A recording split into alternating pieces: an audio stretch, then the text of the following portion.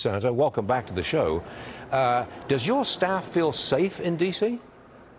Well, Stu, they don't, and they shouldn't feel safe. I have forbid my wife to walk more than 3 blocks away from the Capitol. Every day we hear of some staff member being assaulted. Very few days or weeks go by that a staff member has not been murdered, violently assaulted, and we're seeing carjackings as well. So it's turned into a bit of a crime war up here in so many ways. So I don't feel safe for them. So what do you want to do about it? You want to bring congressional authority to Washington, D.C.? You know, absolutely. So the Constitution clearly states that Congress shall oversee the District of Columbia. So the district, it's not a state, it's a district.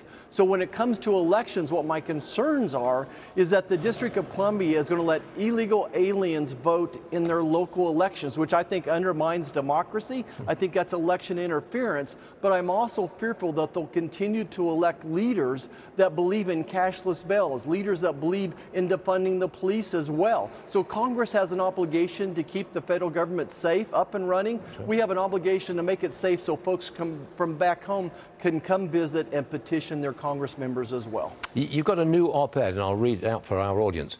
Biden's unvetted migrant parole plan putting every community at risk. Senator, what's the danger here?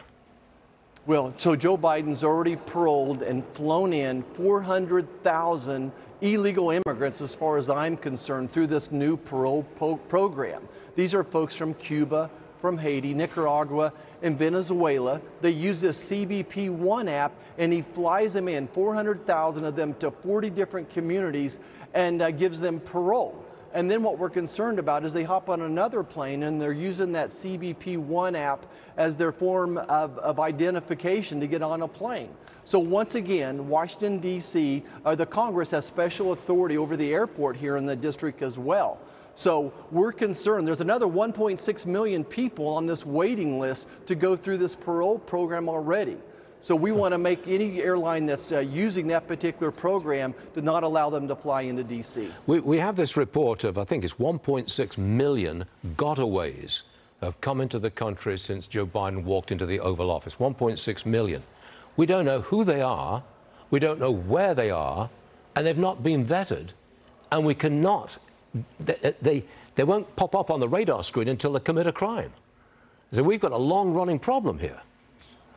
You know, and you're understating the problem, unfortunately, Stu. You know, in addition to those known gotaways, we have no idea how many more millions that were never perceived. So a known gotaway is someone that the Border Patrol sees escaping, but yet they put eyes on them. But there are so many places that people can leak through that border. There's probably another million that we never even laid eyes on as well. This is why Americans' #1 concern going into this election is the safety and security of their families. We're seeing it with fentanyl poisoning, human trafficking, and huge upticks in crime across America. But you and I, and on this program, we've been talking about this for years, actually, but nothing ever changes, does it?